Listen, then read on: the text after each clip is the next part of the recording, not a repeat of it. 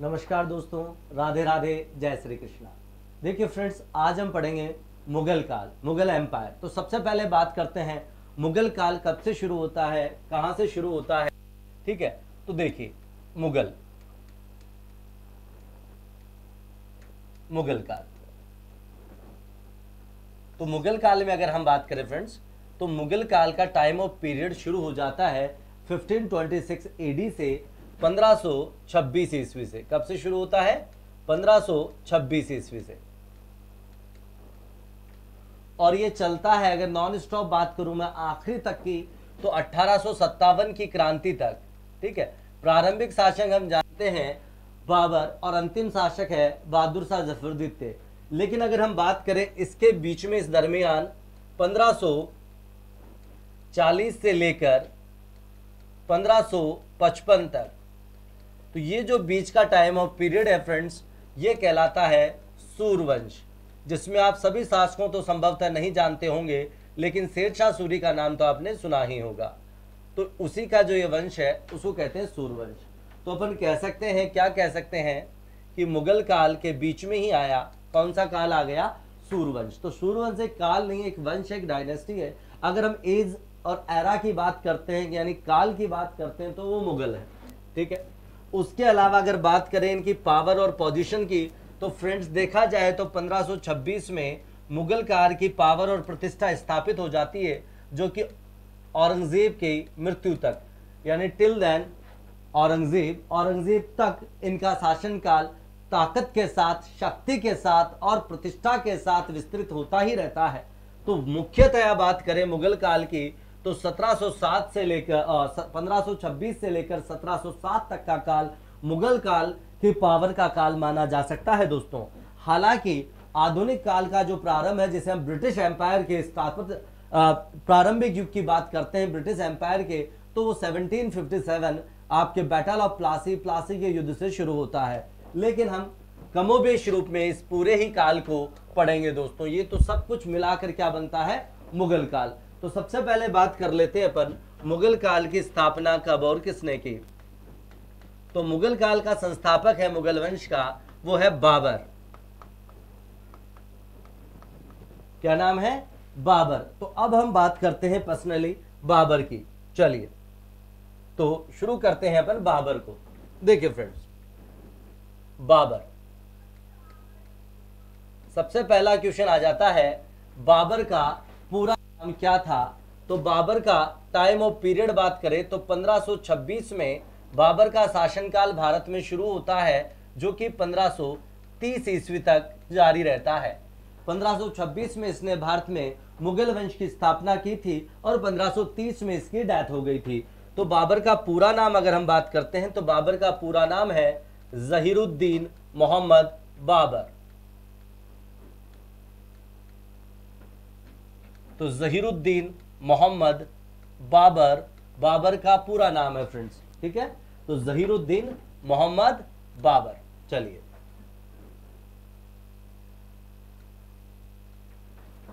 अब बात करते हैं, तो बाबर स्वयं का नाम हो गया। किसका नाम हो गया? स्वयं। उसके बाद हम बात करते हैं बाबर के जन्म की, किसका जन्म कब हुआ। तो बाबर का जन्म फ्रेंड्स उस तिथि को हुआ है, किस तिथि को हुआ है?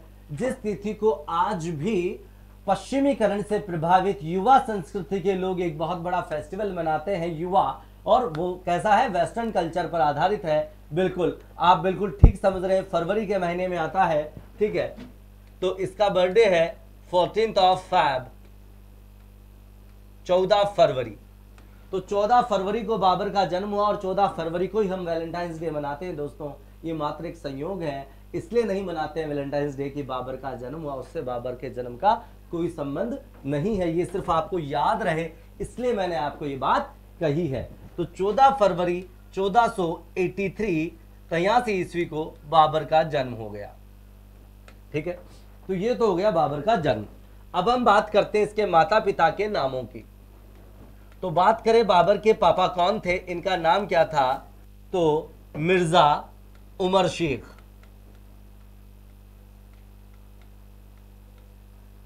तो मिर्जा उमर शेख इनके वालिद का नाम था दोस्तों, इनके पिता का नाम था, और ये तैमूर के 5वीं पीढ़ी में पैदा हुए थे। यानी यूं कह सकते हैं कि ये तैमूर के 5वें वंशज थे। तो तुर्क आक्रमणकारी तैमूर का ही वंशज है बाबर।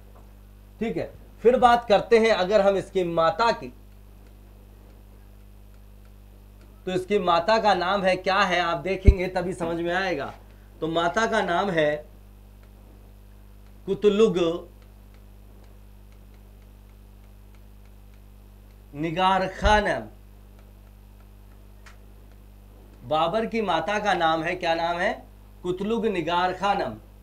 ठीक है, और ये मंगोल आक्रमणकारी चंगेज खान की वंशजा है।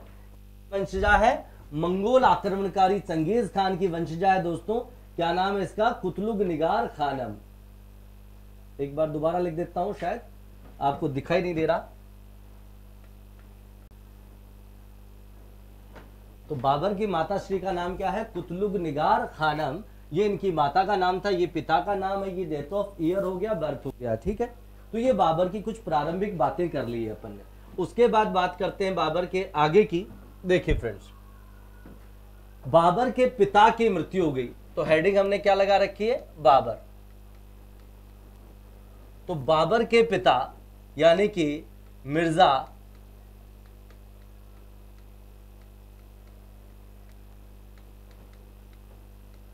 उमर शेख की मृत्यु हो गई। और कब हुई ये मृत्यु? 1494 में। देखो फ्रेंड्स, आपको पता है पुराने जमाने के जो मकान होते हैं उनमें बाहर की तरफ ऐसे छज्जे निकले हुए होते थे, पुराने पुराने काले काले से रंग के छज्जे थे। तो उन पर खड़े होकर मिर्जा साहब कबूतरों को दाना डाल रहे थे, आओ आओ। और एक दिन दाने के साथ मिर्जा साहब नीचे आ गए, अर्थात छज्जे से गिरने के कारण मिर्जा उमर शेख की मृत्यु हो गई, इंतकाल हो गया। तो अब हम कह सकते हैं कि बाबर का राज्याभिषेक किस वर्ष हुआ? 1494 में हुआ। कहां हुआ? फरगना में हुआ। तो बात करते हैं अपन।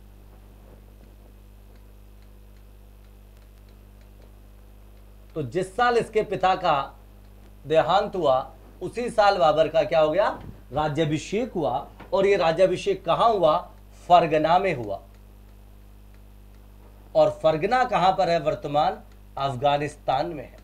बाबर का जन्म भी फरगना में ही हुआ था दोस्तों, राज्याभिषेक भी फरगना में हुआ। और इसकी पुश्तैनी जो जागीर थी वो क्या है? फरगना थी। फरगना, समरकंद और अंदिना, ये तीन इसके साम्राज्य के प्रमुख अंग थे दोस्तों। पर फरगना इसके अधिकार में कभी नहीं रहा, क्योंकि बाबर के जो सबसे बड़े शत्रु हैं वो थे उज्बेक। उज्बेकों और बाबर के बीच हमेशा युद्ध होता ही रहा दोस्तों। किसके बीच युद्ध होता रहा? उज्बेकों और बाबर के बीच सदा से युद्ध चलता ही रहा। लेकिन फरगना के एक बार की शासक कब बन गया बाबर?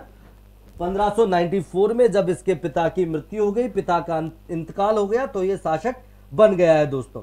ठीक है, अब उसके बाद में अपन बात करते हैं बाबर धीरे धीरे अपने साम्राज्य को बढ़ाने की कोशिश करता है दोस्तों। बाबर ने कई बार फरगना और समरकंद और अंदिना पर शासन स्थापित करने की कोशिश की, पर यह समरकंद पर अधिकार देके समझाता हूं। जैसे ये समरकंद है, तो समरकंद पर शासक करने जाता, अधिकार करने, तो अंदिना इसके साम्राज्य से निकल जाता। यानी इसके बाद इतनी बड़ी सेना नहीं थी इसके पास कि ये क्या कर सके, फरगना और समरकंद दोनों पर एक साथ अधिकार कर सके दोस्तों। ठीक है, तो समरकंद पर अधिकार करता तो फरगना निकल जाता, वापस फरगना आता तो समरकंद इसके हाथ से निकल जाता। बार बार ये इस प्रकार से करता रहा। उसके बाद इसका एक युद्ध हुआ जो काफी फेमस है। ठीक है, भारत से बाहर की बात कर रहा हूं। उस युद्ध का नाम था सरायपुल का युद्ध। कौन सा युद्ध था दोस्तों? सरायपुल का युद्ध।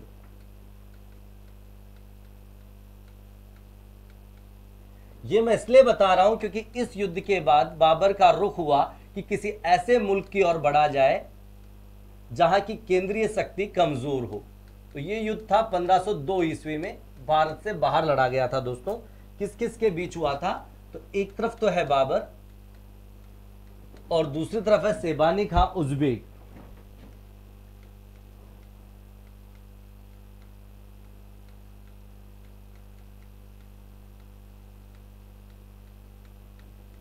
और इस युद्ध में बाबर पराजित हुआ था दोस्तों। उज़्बेक जीत गए थे। कौन जीत गए थे? उज़्बेक जीत गए थे। यहां तक कि इस युद्ध में बाबर की स्वयं की बहन भी उज़्बेकों द्वारा पकड़ ली गई और सेबानी खां उज़्बेक ने बाबर की बहन से निकाह कर लिया था दोस्तों। इसके बाद बाबर को ये अच्छे से समझ में आ गया था कि जिस स्थान पर अब ये रह रहा है, यहां ये स्थायी रूप से अपना शासन नहीं जमा सकता है। साथ ही साथ इसने समरकंद पर दोबारा अधिकार करने की इच्छा छोड़ दी। किसके बाद छोड़ दी? सरायपुल के युद्ध के बाद इसने कभी भी कोशिश नहीं की कि इसे क्या करना पड़े, कि इसे वापस समरकंद के लिए युद्ध करना पड़े। अब ये किसी ऐसे मुल्क की तलाश कर रहा है जहां की केंद्रीय शक्ति कमजोर हो और वहां के शासक आपस में ही लड़ झगड़ रहे हो, ठीक है, आंतरिक कलह की स्थिति हो, और ऐसा मुल्क इसे ढूंढने में ज्यादा समय नहीं लगा दोस्तों। ऐसा मुल्क था सरजमीए हिंदुस्तान। तो हिंदुस्तान की ओर रुख करता है। उससे पहले, सबसे पहले ये 1504 में दोस्तों, कब? 1504 में बाबर ने इस युद्ध के बाद भारत की ओर रुख किया। मैं आपको दिखाता हूं एक बार, उसके बाद बात करते हैं। देखो दोस्तों, जैसे कि माना कि ये भारत का मैं आपके लिए मैप बना के दिखाने की कोशिश करता हूं।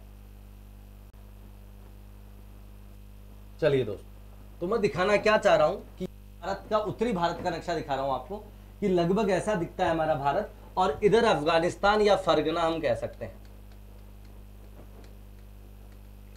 तो यहां से भारत की ओर बढ़ता है और सबसे पहले बीच में अफगानिस्तान में एक स्थान था काबुल, उस पर विजय प्राप्त करता है। उसी के बाद ये भारत बढ़ पाएगा। तो इस काबुल पर अधिकार किया, फिर यहां पर पेशावर पर अधिकार किया, बाजोर और भेरा पर अधिकार किया, वो भी इसी और है। और उसके बाद इसने यहां पर पंजाब पर अधिकार किया, और पंजाब पर अधिकार करने के बाद ये कहां बढ़ता है? दिल्ली की ओर बढ़ता है दोस्तों, ठीक है। तो भारत में आक्रमण करने से पहले इसने कौन से क्षेत्र पर अधिकार किया बाबर ने, वो मैं बात करना चाह रहा हूं। तो फ्रेंड्स, बाबर ने सबसे पहले 1504 ईस्वी में काबुल को जीता। काबुल वर्तमान अफगानिस्तान की राजधानी है,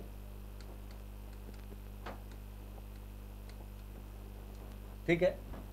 अब ये अपने से, स्वयं से किस दिशा की ओर बढ़ रहा है? दक्षिण पूर्व में। और भारत में किस दिशा से आ रहा है? उत्तर पश्चिम दिशा से आ रहा है।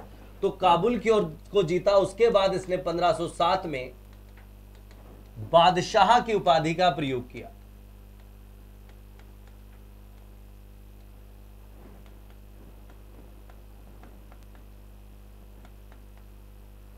बादशाह की उपाधि धारण की। बाबर से पहले के, इसके पूर्व स्वयं बाबर भी प्रारंभ में कौन सी उपाधि लगाता था? मिर्जा। मिर्जा का मतलब होता है किसी के अधीन उच्च पदाधिकारी, ठीक है, किसी के अधीन। और मिर्जा के स्थान पर इसने कौन सी उपाधि लगा ली? बादशाह। तो बादशाह की उपाधि का प्रयोग बाबर ने पहली बार कब किया? 1507 में किया फ्रेंड्स, ठीक है। उसके बाद ये भारत पर पहुंचता है। तो प्रश्न आता है, भारत पर बाबर का प्रथम आक्रमण कौन था? कौन सा था? कब किया? बाबर ने भारत पर कुल कितने आक्रमण किए, ऐसा क्वेश्चन भी आ जाता है। तो बाबर ने भारत पर जो पहला आक्रमण किया वो किया 1519 में, बाजोर को जीतने के लिए। और बाजोर को जीतने के बाद इसने भेरा पर भी आक्रमण किया। और इसी भेरा किले को जीतने के लिए भारत में पहली बार बाबर ने तोपों का प्रयोग किया था।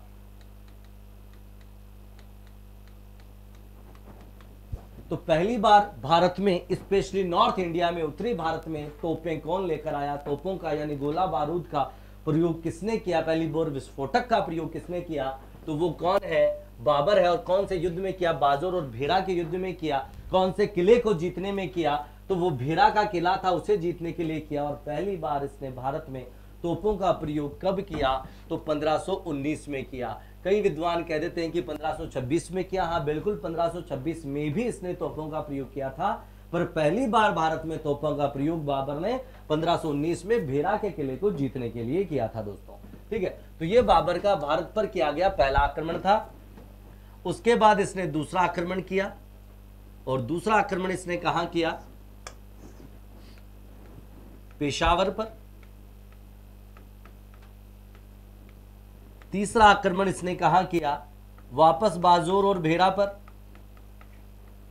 चौथा आक्रमण था इसका पंजाब, जहां का सूबेदार था दौलत खान लोधी।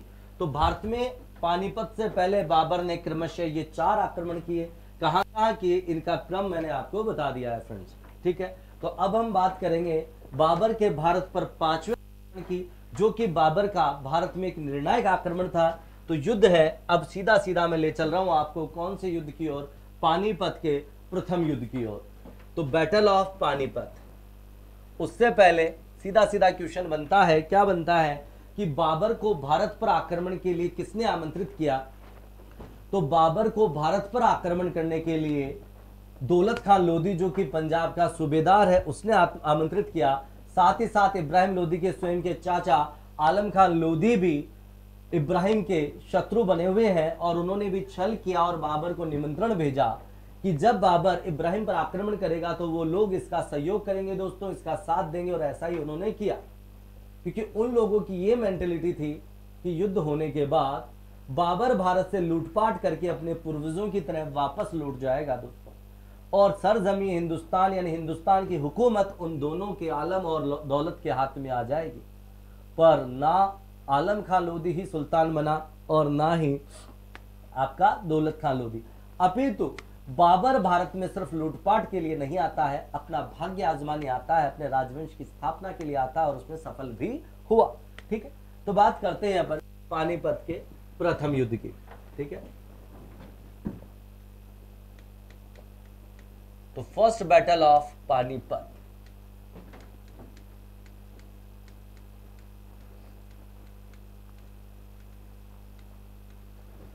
तो पहला क्वेश्चन सीधा सीधा, ये युद्ध कब हुआ, 21 अप्रैल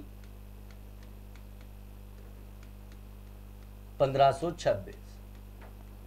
ठीक है, दूसरी, ये भारत में बाबर का कौन सा आक्रमण है, ये पानीपत का जो युद्ध है, ये आक्रमण है, ये बाबर का भारत में 5वां आक्रमण है।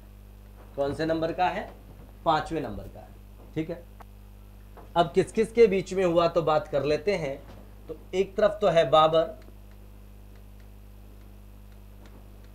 और दूसरी तरफ है इब्राहिम लोधी, जो कि भारत में सल्तनत काल का और लोधी वंश का अंतिम शासक था।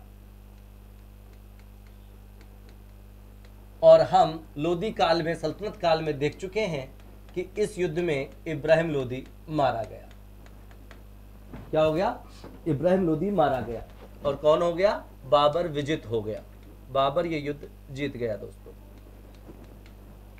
बाबर युद्ध जीत जाता है, और जीतने के बाद इस बाबर ने इस युद्ध के बाद 1526 ईस्वी में भारत में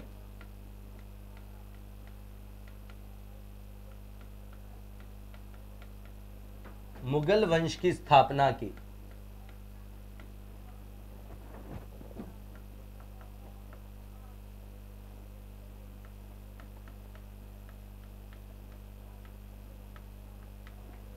तो बाबर ने भारत में मुगल वंश की स्थापना कब की, पानीपत का प्रथम युद्ध जीतने के बाद की, और कब की, 1526 में कर दी। ठीक है, तो ये बाबर द्वारा भारत में राजवंश की स्थापना के बारे में हमने बातें कर ली है दोस्तों। अब हम करते हैं कि बाबर के अब भारत पर अधिकार होने के बाद अब इसको अपने राज्य को सुदृढ़ता प्रदान करना था दोस्तों, मजबूती प्रदान करनी थी। और उस समय भारत में ताकतवर जो राज्य थे वो अनेक थे। स्वयं बाबर ने लिखा है, बाबर की एक बुक है आत्मकथा, ऑटोबायोग्राफी ऑफ बाबर। बाबर की आत्मकथा है दोस्तों। आत्मकथा का मतलब होता है ऐसी बुक जिसमें स्वयं के बारे में लिखा गया हो। ठीक है, अपनी जीवनी लिखी गई। एक तो होती है बायोग्राफी, जीवनी जो दूसरे के द्वारा लिखी जाती है, और एक होती है ऑटोबायोग्राफी जो स्वयं के द्वारा लिखी जाती है। तो ये बाबर की ऑटोबायोग्राफी है, आत्मकथा है, ये बाबर ने खुद लिखी है। ठीक है, बाबर की आत्मकथा, और इसका नाम था तुजुक ए बाबरी। क्या नाम था इसका, तुजुक ए बाबरी, जिसे अपन क्या कह देते हैं, बाबरनामा।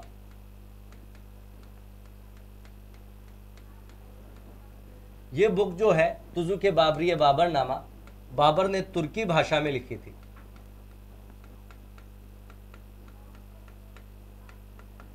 और इस बाबर ने लिखा है, क्या लिखा है कि भारत में कौन कौन से बड़े राज्य थे, तो इसने कहा कि उत्तर भारत में था दिल्ली, मेवाड़, मालवा, गुजरात। और ज्यादा डीपली जाएं तो लिखता है बंगाल। तो ये उत्तरी भारत के राज्य थे बाबर के भारत पर आने के समय। बाबर लिखता है कि उत्तर भारत में 5 बड़े शासक थे शक्तिशाली, जिनमें से 4 मुस्लिम और 1 हिंदू रियासत थी। और हिंदू रियासत कौन सी थी? मेवाड़। बाकी शेष मुस्लिम रियासतें थी। यहां का शासक था राणा सांगा। ठीक है। इसके अलावा इसने लिखा है दक्षिण भारत की रियासतों के बारे में। तो बाबर ने भारत में 2 ही दक्षिण भारत की रियासतें बताई हैं, एक बहमनी जो कि मुस्लिम रियासत थी, और दूसरी विजयनगर जो कि हिंदू रियासत थी, जहां का शासक कृष्णदेव राय था। तो इस प्रकार से इन रियासतों के बारे में उल्लेख किया है बाबर ने। तो अब अगर इसको भारत में अपना राज्य स्थायी रूप से कायम करना है तो कम से कम उत्तर भारत के शासकों को पराजित करना होगा। और उत्तर भारत में इस समय सबसे ताकतवर शासक था मेवाड़, क्योंकि मेवाड़ दिल्ली के इब्राहिम लोदी को हरा चुका था, मालवा को हरा चुका था, गुजरात को हरा चुका था। इसलिए अगर बाबर को अपने राज्य को सुदृढ़ता प्रदान करनी है, स्थायित्व देना है, तो इसे राणा सांगा को पराजित करना ही होगा। दोस्तों, इसी बुक में तुजु के बाबरी में राणा सांगा पर बाबर ने यह आरोप भी लगाया है कि राणा ने मुझे मतलब बाबर को भारत पर आक्रमण के लिए आमंत्रित किया था दोस्तों, और यह कहा कि हे बाबर, जब तुम इब्राहिम पर आक्रमण करोगे तो मैं राणा सांगा तुम्हारी सहायता करूंगा। लेकिन जब युद्ध हुआ तो वो नहीं आया, इसलिए उसे वादा खिलाफी का दंड देना चाहिए। पर इस बात की पुष्टि तुजु के बाबरी यानी कि बाबरनामा के अतिरिक्त और कोई भी पुस्तक नहीं करती है दोस्तों। ठीक है। भारतीय इतिहासकार इस मत का खंडन करते हुए ये कहते हैं कि जब राणा सांगा स्वयं इब्राहिम को 2 बार हरा चुका है तो उसी इब्राहिम को हराने के लिए इसे किसी तीसरी शक्ति की आवश्यकता नहीं थी। और कुछ इतिहासकार कहते हैं कि हाँ, राणा और बाबर के बीच संवाद हुआ था। बाबर ने सहायता मांगी थी और राणा ने शुरुआत में इसे हाँ भी की थी, लेकिन बाद में अपने सामंतों के कहने पर इसे इनकार कर दिया था। तो कुल मिलाकर बाबर का यह आरोप मिथ्या साबित होता है कि राणा ने इसे आमंत्रित किया था या युद्ध में सहायता देने का आश्वासन ही दिया था। तो अगला जो युद्ध हो रहा है वो राणा सांगा और बाबर के बीच हो रहा है। और युद्ध का अगर कारण की बात करें तो एकमात्र कारण साम्राज्यवादी कारण है। ठीक है। बाबर अपने राज्य को स्थायित्व देना चाहता है, विस्तार देना चाहता है। दूसरी तरफ राणा अपने पड़ोसी राज्य पर एक विदेशी की सत्ता स्वीकार नहीं करते हैं और स्वयं दिल्ली पर शासन स्थापित करने का स्वप्न देखते हैं। तो इसलिए इन दोनों के बीच युद्ध होना अवश्यंभावी था। तो मैं सीधा सीधा आपको ले चल रहा हूं राणा सांगा वर्सेस बाबर। तो देखिए दोस्तों, तो एक तरफ है बाबर और दूसरी तरफ है राणा सांगा। इनके बीच 2 बड़े युद्ध हुए। तो सबसे पहले पहला बयाना का युद्ध। बयाना राजस्थान के भरतपुर जिले में है। तो बैटल ऑफ बयाना 16 फरवरी 1527। तो 16 फरवरी 1527 को युद्ध हो रहा है, बयाना का युद्ध। एक तरफ है बाबर। असल में बाबर स्वयं नहीं आया था, बाबर ने अपनी सेना भेजी थी बयाना पर अधिकार के लिए। दूसरी तरफ है राणा सांगा।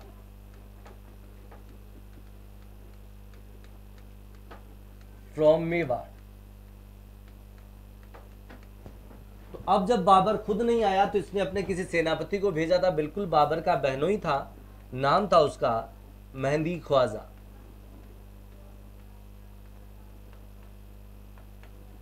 तो ये युद्ध असल में मेहंदी ख्वाजा और राणा सांगा के मध्य लड़ा गया और इस युद्ध में मेहंदी ख्वाजा यानी बाबर की सेना पराजित हुई। कई लोगों को बंदी बना लिया गया, कुछ मार दिए गए और कुछ भागकर चले गए। कुल मिलाकर ये युद्ध किसने जीत लिया? राणा ने जीत लिया। ये राणा सांगा द्वारा जीता गया अंतिम युद्ध था दोस्तों। अगला युद्ध राणा सांगा हार जाते हैं, पराजित हो जाते हैं। देखते हैं क्या होता है। तो नेक्स्ट युद्ध में ले चल रहा हूं आपको खानवा का युद्ध। खानवा राजस्थान के वर्तमान भरतपुर जिले के रूपवास तहसील में है।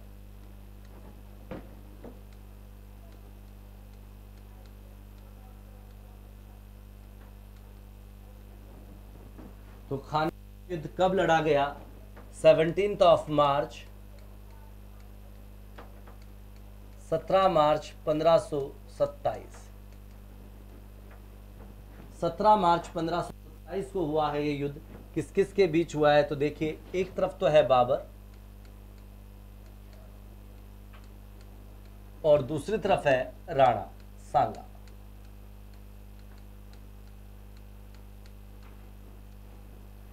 कहते हैं कि इस युद्ध में राणा सांगा और बाबर की अगर सेना का अनुपात बात करें तो राणा सांगा के पास ज्यादा सैनिक थे, लेकिन बाबर की जीत के क्या कारण है उनकी चर्चा अपन करेंगे। पहले मैं बता दूं कि सेना इस युद्ध में लड़ना नहीं चाहती है दोस्तों। क्या बाबर की सेना इस युद्ध में लड़ना नहीं चाहती है? क्यों नहीं लड़ना चाहती है, बात करते हैं। देखिए, पहला कारण, बाबर के सैनिक राणा सांगा की शक्ति और सामर्थ्य से भयभीत थे दोस्तों। क्यों? क्योंकि उन्होंने राणा सांगा के बारे में सुना था कि राणा ने अब तक कोई युद्ध नहीं हारा है दोस्तों। मालवा के शासक महमूद खिलजी द्वितीय को पराजित किया। कौन से युद्ध में? गागरोन के युद्ध में। गुजरात के शासक को पराजित किया इसने, ठीक है। इसके अतिरिक्त अगर बात करें, मुजफ्फर शाह जिसका नाम था, इब्राहिम लोदी को पराजित किया और स्वयं राणा ने इनकी सेना यानी मेहंदी ख्वाजा के नेतृत्व में जो बाबर की सेना थी उसे भी पराजित किया। दूसरी तरफ जो बयाना के युद्ध से हारकर सैनिक आए थे उन्होंने और भय की स्थिति पैदा कर दी और राजपूत सेना की वीरता के किस्से सुना, ठीक।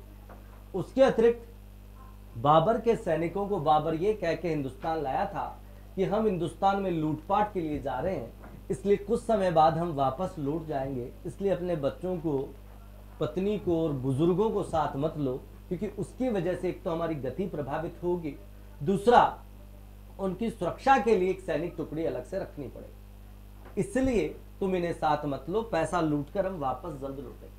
जबकि बाबर का इरादा, अब सैनिक समझ रहे थे कि बाबर स्थायी रूप से भारत में रहना चाहता था, क्योंकि दिल्ली को लूट चुके थे वो लोग, काफी पैसा एकत्रित कर चुके थे वो लोग, और बाबर और आला अफसर यानी ऊंचे पदाधिकारी अपने परिजनों को साथ लाए थे, इसलिए विद्रोह के सुर गूंज रहे थे।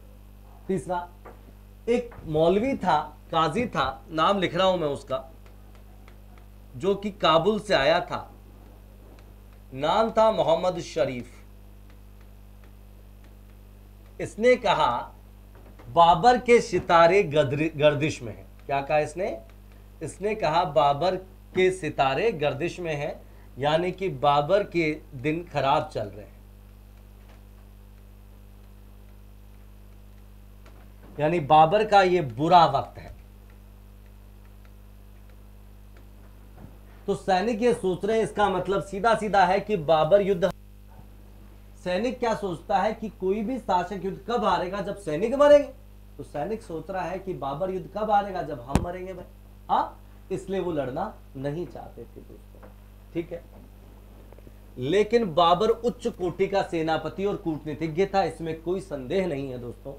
और बाबर ने इस युद्ध में सैनिकों में हौसला बढ़ने के लिए इस युद्ध में जिहाद का नारा दिया।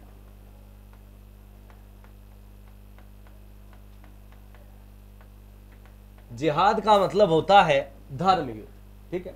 तो इसे एक तरीके से ये धर्म युद्ध की संज्ञा देना चाहता है ताकि इसके सैनिकों में जोश आ जाए दोस्तों। तब से लेकर अब तक लोग जो स्पेशली सत्तारूढ़ या सत्ता के विपक्ष में या जो भी ऐसे लोग होते हैं जो राजनीतिक उद्देश्यों की पूर्ति, सब लोग तो ऐसे नहीं होते, पर अनेक लोग धर्म के नाम पर लोगों को उकसा देते हैं। खैर, तो बात करते हैं, जिहाद का नारा दे दिया इसने बाबर, ठीक। इसके अतिरिक्त बाबर ने क्या किया, इसी युद्ध में सैनिकों में जोश भरने के लिए कहा सबके सामने कि मैं शराब आज से छोड़ता हूं, यानी शराब का सेवन नहीं करूंगा। तो शराब का सेवन नहीं करने का वचन दिया।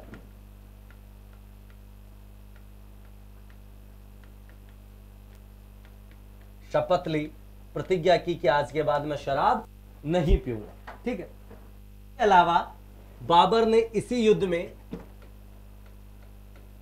तमगा नामक एक से लिया जाने वाला चुंगी कर था, जो तमगा कर इसने क्या कर दिया, समाप्त कर दिया।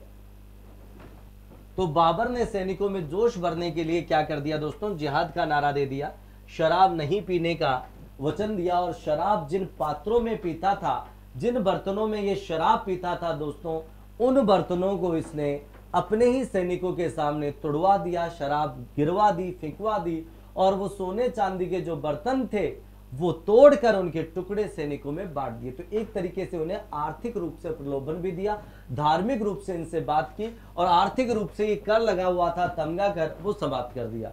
इसके अलावा मैं आपको बता दूं, जब पानीपत के प्रथम युद्ध में जीत दर्ज की थी बाबर ने, तो प्रत्येक काबुलवासी को, यानी जो इसका सैनिक इसके साथ आया था, उन सब सैनिकों को एक एक चांदी का सिक्का इसने दान दिया था, या यूं कहें पारितोषिक के रूप में दिया था, इसीलिए लोग इसे कलंदर भी कहने लगे थे। तो इस प्रकार से इसने अपने सैनिकों में जोश दिलाया और लड़ने को तैयार किया दोस्तों। ठीक है, तो ये मुख्य मुख्य बातें थी इस युद्ध से शुरुआत की। अब बात करते हैं कि इस युद्ध में कौन हारा कौन जीता, उनकी चर्चा अपन कर लेते हैं। तो वापस मैं एक बार लिख रहा हूं यहां पर खानवा का युद्ध।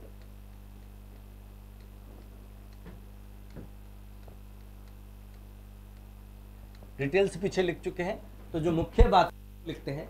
अब सीधा सीधा मैं कहूं बाबर की जीत के कारण, इस युद्ध में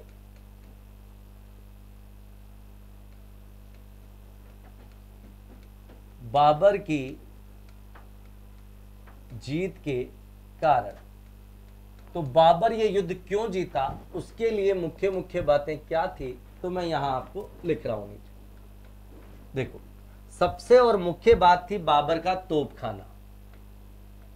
तो बाबर द्वारा किया गया तोपों का प्रयोग, इसकी वजह से बाबर जीता और जीत हुई। तो प्रमुख तोपची कौन से थे, ऐसा प्रश्न आ जाता है कई बार। तोपची का मतलब यूं कह दूं कि तोप दल का अध्यक्ष। तो दो थे प्रमुख तोपची, उस्ताद अली कुली। तो मुख्य नाम सिर्फ अली लिख दूं तो गलत नहीं होगा। दूसरा उस्ताद मुस्तफा, उस्ताद मुस्तफा। तो एक कारण तो ये हो गया। दूसरा प्रमुख कारण जो था वो था तुलगुमा युद्ध पद्धति।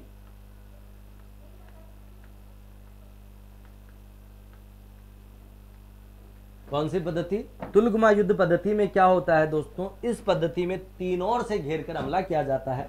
जैसे मैं एग्जांपल दूं कि यहां कुछ सैनिक है सामने, ठीक है, यहां भी सैनिक है दुश्मन के।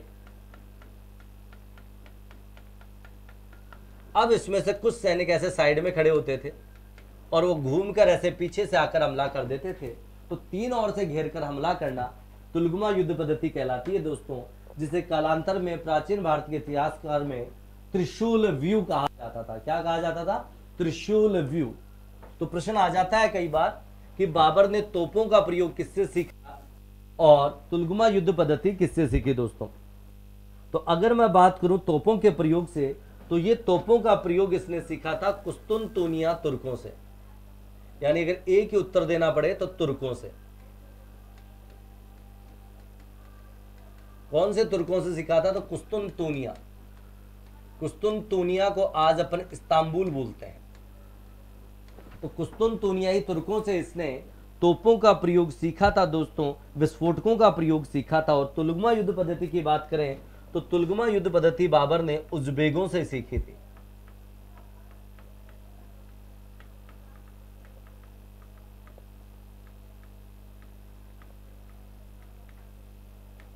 किससे सीखी थी, उज़्बेकों से सीखी थी दोस्तों, ठीक है। इसके अलावा इसमें बंदूकों का प्रयोग भी किया है। तो बंदूकों का प्रयोग करना बाबर ने ईरानियों से सीखा था दोस्तों। किससे सीखा था, ईरानियों से। किसका प्रयोग, बंदूकों का प्रयोग। इसके अलावा तेज गति से जो घोड़े पर सवार होकर हमला करते हैं, तीव्र अश्व संचालन जो सीखा वो सजाद तुर्कों से सीखा था। खैर, तो बाबर की जीत के कारणों में हमने कुछ कारण देख लिए, कुछ कारण अभी बाकी है जिनकी बात करते हैं। तो बाबर की जीत के कारण ही चल रहे हैं दोस्तों। तो दो कारण देख लिए आपने, बाबर के द्वारा तोपों का प्रयोग, बाबर का तुलगमा युद्ध पद्धति का प्रयोग। ठीक है, उसके अलावा हम बात कर सकते हैं, और क्या बात कर सकते हैं, सलहदी तंवर का विश्वासघात। तो युद्ध में रायसीन का सलहदी तंवर और नागौर के खानजादा ने राणा सांगा के साथ छल किया था, धोखा किया था। तो सलहदी तंवर द्वारा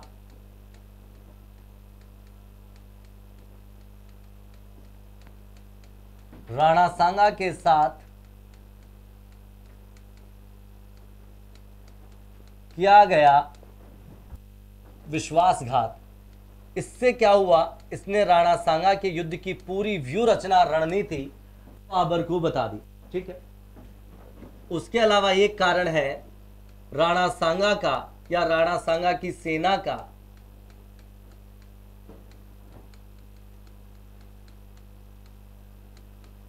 बयाना युद्ध के बाद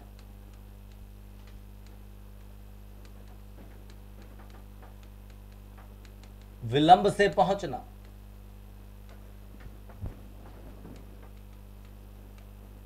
देखिए फ्रेंड्स, इतिहासकार ये कह रहे हैं, कहना है उनका, क्या कहना है कि जब बयाना के युद्ध में राणा सांगा जीत गया था, उसके बाद उसने भुसावर होता हुआ लंबा मार्ग अपनाया दोस्तों, जबकि खानवा भी भरतपुर में है और बयाना भी भरतपुर में। जिस समय बाबर की सेना थकी हुई है, लड़ना नहीं चाहती है, उनका मनोबल टूटा हुआ है, अगर उसी समय ताबड़तोड़ बयाना से आगे निकलकर राणा या उसकी सेना ने आक्रमण किया होता तो बाबर ये युद्ध कदापि नहीं जीत पाता। तो ये भी उसकी हार का, राणा सांगा की हार का कहे या बाबर की जीत का एक कारण बताया जा सकता है।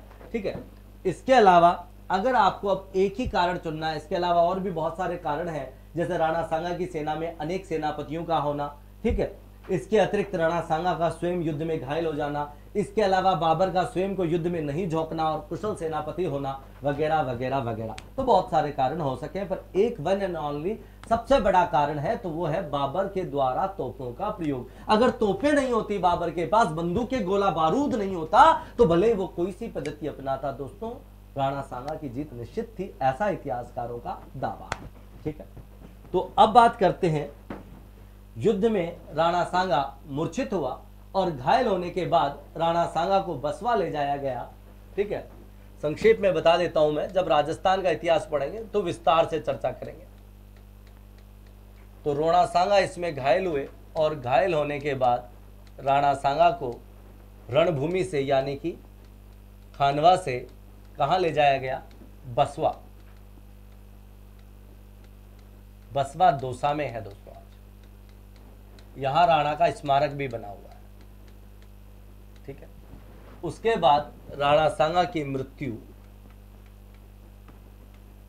ठीक है, कब हो गई, 30 जनवरी 1528 को कालपी में। जहां मृत्यु हुई कालपी, वो आज कहां है, उत्तर प्रदेश में। राणा सांगा का अंतिम संस्कार या छतरी गढ़ में है, मांडलगढ़ भीलवाड़ा में। तो यूं कह सकते हैं कि खानवा का युद्ध राजपूताना के सभी राजपूतों का मिलकर किसी विदेशी शक्ति के विरुद्ध लड़ा गया अंतिम अभियान। खैर, अब इस युद्ध के बाद बाबर ने कौन कौन सी उपाधि धारण की, तो बात करते हैं। बाबर ने ये युद्ध जीतने के बाद में उपाधि धारण की गाजी की, जिसका शाब्दिक अर्थ होता है धार्मिक योद्धा। दोस्तों, क्या अर्थ होता है इसका, धार्मिक योद्धा। तो गाजी की उपाधि बाबर ने कब धारण की, बाबर ने गाजी की उपाधि खानवा का युद्ध जीतने के बाद में धारण की, जिसका शाब्दिक क्या होता है, धर्म योद्धा। तो धर्म योद्धा की उपाधि इसने धारण की। इसके अलावा कहते हैं कि राणा सांगा के जो राजपूत सैनिक मारे गए, उनके शवों की या शेरों की मीनार बना दी गई और उसे तोप से उड़ा दिया गया। तो इस प्रकार के किस्से भी इस बारे में प्रचलित है। और जहां ये युद्ध लड़ा गया, ठीक है, वहां आज स्मारक बना हुआ है। खैर चलिए, तो ये मुख्य मुख्य बातें थी खानवा के युद्ध की। अब बाबर द्वारा लड़े गए और कौन कौन से युद्ध हैं जो इंपॉर्टेंट है, बात कर रहे थे उनकी। तो अगला युद्ध जो बाबर ने लड़ा वो था चंदेरी का युद्ध। चंदेरी वर्तमान मध्य प्रदेश में।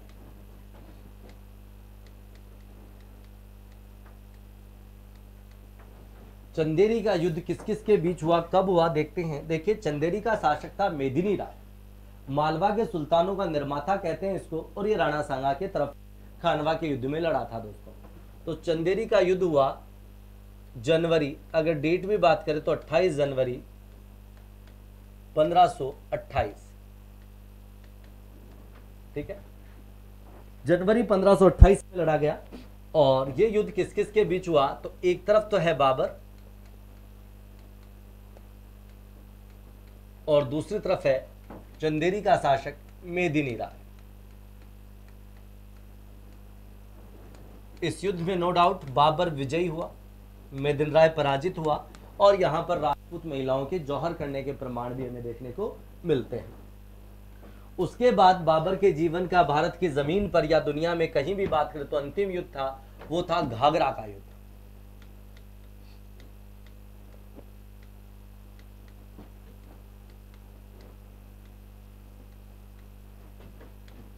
(1529) में।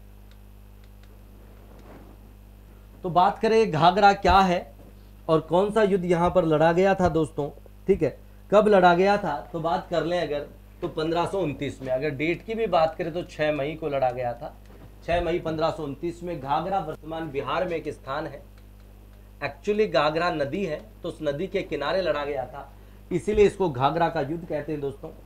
ये युद्ध अफगानों यानी कि हम कह सकते हैं कि इब्राहिम लोदी के उत्तराधिकारियों और बाबर के बीच लड़ा गया। तो इसमें एक तरफ तो है बाबर, दूसरी तरफ के अफगान, और अफगानों का लीडर था इस समय महमूद लोदी का इब्राहिम लोदी का भाई, जिसका नाम है महमूद खान लोदी। और इस युद्ध में कौन जीत गया, बाबर जीत गया।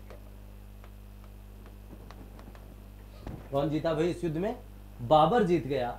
और इसके साथ ही बाबर निर्विवाद रूप से हिंदुस्तान में मुगल सत्ता का संस्थापक कहलाता है, और पहला शासक इसे कहें तो हम अतिशयोक्ति नहीं होगी। तो इसी के साथ बाबर के द्वारा लड़े गए युद्धों का क्रम समाप्त होता है दोस्तों। फिर हम बात करते हैं बाबर की मृत्यु की।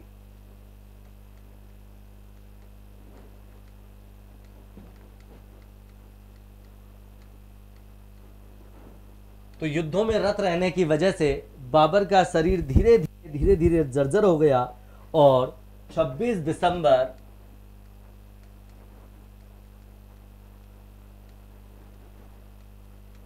1530 को बाबर की मृत्यु हो गई आगरा में। अब प्रश्न आता है कि ऐसा कौन सा मुगल बादशाह है जिसे 2 बार दफनाया गया। तो दोस्तों, बाबर को 2 बार दफनाया गया।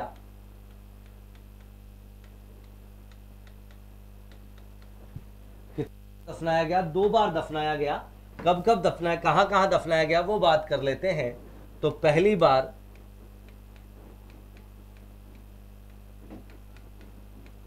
प्रथम बार आगरा में, प्रथम बार कहां दफनाया गया दोस्तों, प्रथम बार दफनाया गया आगरा में। जहां दफनाया गया था आगरे में, उस बगीचे का नाम था नूर ए अफगान।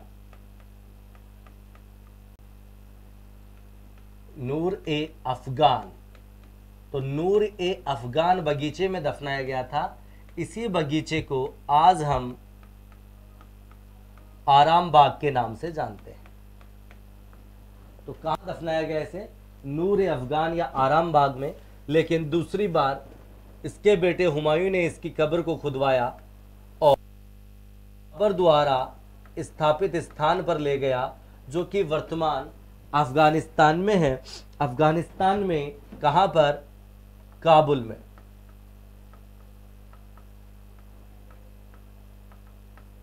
तो अगर आज क्वेश्चन आता है, क्या आता है कि बाबर का मकबरा कहां है,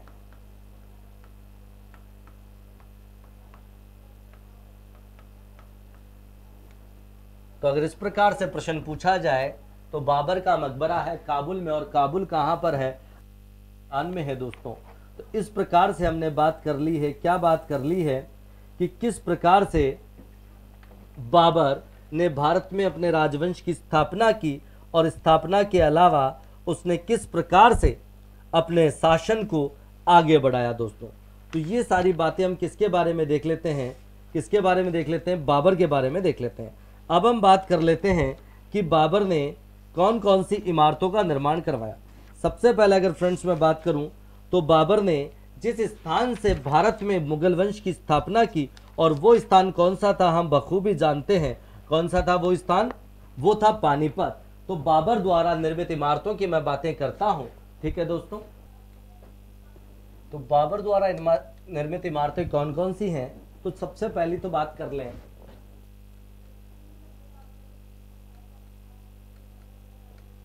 काबुली बाग मस्जिद।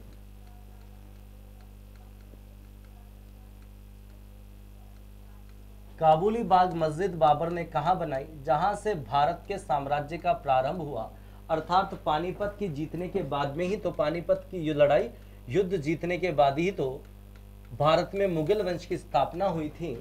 इसलिए इसने भारत में अपने द्वारा पहली जो मस्जिद बनाई वो पानीपत की काबुली बाग मस्जिद है।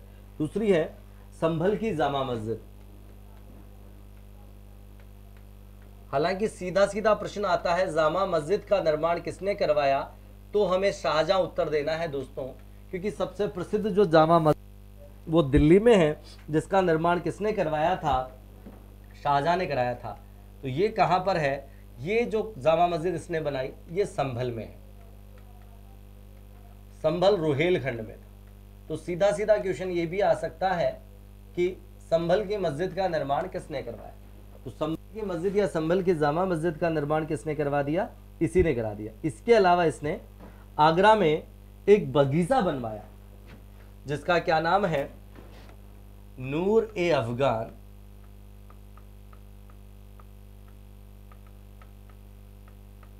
नूर ए अफगान बाग लगवाया। ये ज्यामितीय विधि पर लगाया हुआ था जिसका नाम हस्त बिहस्त भी कहा जाता है। क्या कहते थे इसको? हस्त बिहस्त।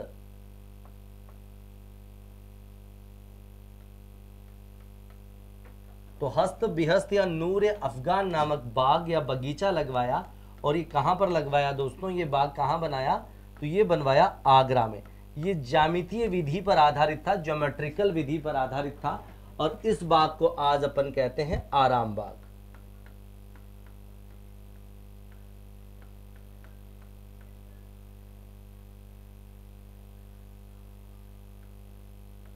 ठीक है। तो ये प्रमुख इमारतें किसने बनवाई? बाबर ने बनवाई। हम बात कर चुके कि बाबर का मकबरा जो इसके काल में थोड़ी बनेगा, वो तो हुमायूं के काल में बना था। खैर, अब बात कर लेते हैं बाबर के कितने पुत्र थे और उसने क्या किया साम्राज्य में। तो देखिए, बाबर ने मरते वक्त अपने बड़े बेटे हुमायूं से कहा था, क्या कहा था? कि शेर खान नामक चालाक लोमड़ी या चालाक अफगान से थोड़ा सा होशियार रहना दोस्तों। तो बाबर के 4 पुत्र थे। कितने पुत्र थे बाबर के? 4 पुत्र थे। कौन कौन से थे? बात कर लेते हैं उनकी।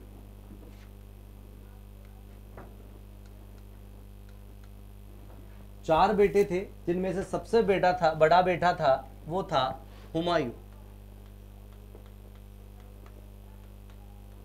यही बाबर का क्या था? उत्तराधिकारी था।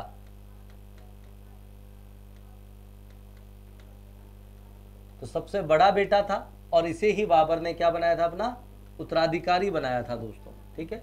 उसके अलावा कामरान था इसका एक बेटा। हालांकि ये सब आपस में सौतेले भाई हैं। हिंदाल था और अस्करी था। तो ये 4 बेटे थे बाबर के। बाबर ने अपने मरते समय हुमायूं को कहा था कि अपने भाइयों के साथ भी न्याय करना, उन्हें भी सम्मान देना, ऊंचा पद देना। और हुमायूं ने समझा कि मुझे अपने भाइयों में साम्राज्य का बंटवारा कर देना चाहिए दोस्तों। हुमायूं की असफलता का सबसे बड़ा कारण है साम्राज्य का बंटवारा। स्वयं आगरा, दिल्ली और आसपास का क्षेत्र तो इसने रख दिया, लेकिन थोड़ा थोड़ा क्षेत्र सबको दे दिया। जैसे कामरान को क्या दे दिया? कामरान को काबुल और कांधार दे दिया। इसमें काबुल, कांधार, मुल्तान और पंजाब का भी कुछ क्षेत्र आता था। ठीक है, हिंदाल को इसने दे दिया मेवात और उसके आसपास का क्षेत्र, मेवात बोले तो अलवर और उसके आसपास का क्षेत्र, और अस्करी को दे दिया दोस्तों संभल और आसपास का क्षेत्र। ये क्षेत्र बाबर ने नहीं दिए हैं दोस्तों इन्हें, ये क्षेत्र हुमायूं ने अपने भाइयों में बांटे हैं। ठीक है, तो इस प्रकार से हुमायूं ने अपने साम्राज्य के कई हिस्से बांट दिए और बांटकर किसको दे दिए, अपने ही भाइयों को दे दिए दोस्तों। चलिए अब उसके बाद में अपन बात करते हैं, किसकी बात करते हैं, बादशाह हुमायूं की। तो हेडिंग लगा सकते हैं अपन बादशाह हुमायूं। दूसरी बात, मुगलों की अगर महत्वपूर्ण बात माने, जैसे सल्तनत काल में हमने बात की थी कि ये उपाधि सुल्तान लगाते थे, जबकि मुगल काल में उपाधि बादशाह लगाते हैं, ये सुल्तान की उपाधि नहीं लगाते हैं दोस्तों। ठीक है, इसका दूसरा एक कारण बताया जाता है कि सुल्तान की उपाधि वो लगाता था जो खलीफा की सत्ता को स्वीकार करता था और खलीफा से खिल्लत लेता था, यानी कि खलीफा के नाम का खुतबा पढ़ाता था, कहने का मतलब अपने ऊपर खलीफा की सत्ता को स्वीकार करता था। लेकिन मुगलों ने खलीफा की सत्ता को अस्वीकार किया और ना ही इन्होंने कभी भी खलीफाओं से शासक बनने की खिल्लत यानी की अनुमति प्राप्त की दोस्तों। ठीक है, चलिए तो अगला शासक हम बात कर रहे हैं, क्या बात कर रहे हैं, बादशाह हुमायूं।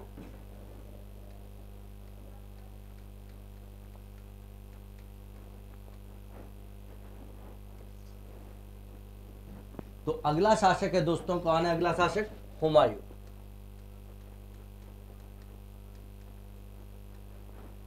तो हुमायूं का शासनकाल शुरू होता है दोस्तों 1530 में और ये चलता है 1556 तक, जनवरी तक।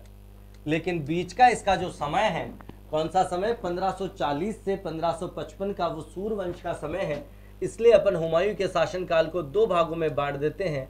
पहला 1530 से 1540, फिर बीच में इसका निर्वासित काल, और दूसरा 1555 से 1556। ठीक है, तो ये हुमायूं और इसके बारे में जो भी बातें हैं दोस्तों, ये हम अगले एपिसोड में देखेंगे। आज के लिए इतना ही। जय हिंद, जय भारत।